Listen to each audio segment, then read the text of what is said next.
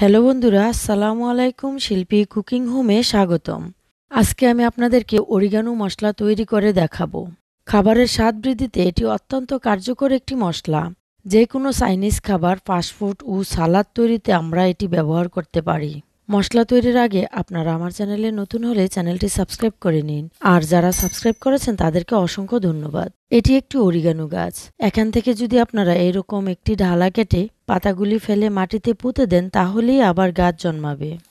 Oregano মশলাটা তৈরির জন্য আমি প্রথমে গাছ থেকে পাতাগুলি কেটে নিচ্ছি। একটি কেসি দিয়ে এভাবে বড় পাতাগুলি তুলে নেবেন।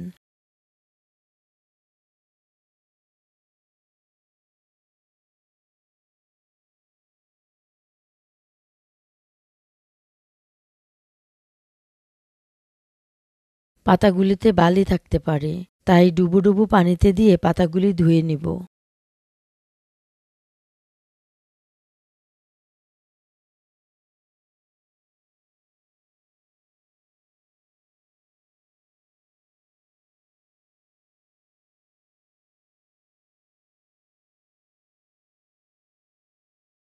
দুই তিন মিনিট পানিতে ভিজিয়ে রেখে এভাবে হালকাভাবে একটা পাতার সাথে আরেকটা পাতা ঘষে পাতাগুলি ধুয়ে নিচ্ছি।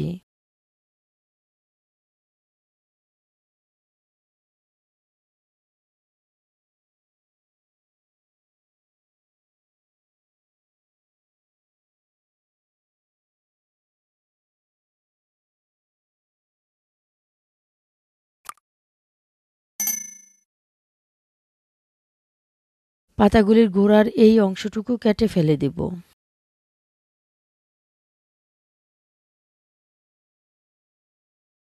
এগুলিকে কুচি করে কেটে নিচ্ছি।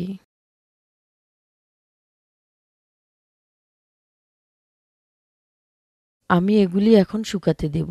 আপনারা আস্ত পাতাও শুকাতে পারেন, তবে এক্ষেত্রে রুদ্রে পাতাটা শুকাতে সময় বেশি লাগে, 5-6 দিনও লেগে যেতে পারে।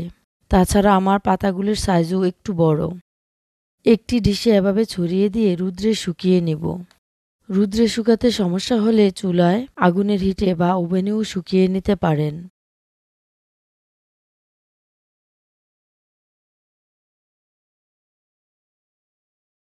দুই দিন রুদ্রে দিয়ে আমি পাতাটা শুকিয়ে নিয়েছি।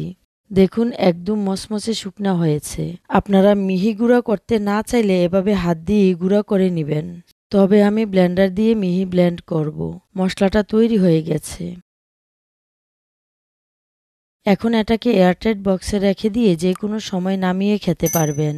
আমার এই রেসিপিটি যদি ভালো লাগে লাইক, কমেন্ট, শেয়ার করবেন। আল্লাহ হাফেজ।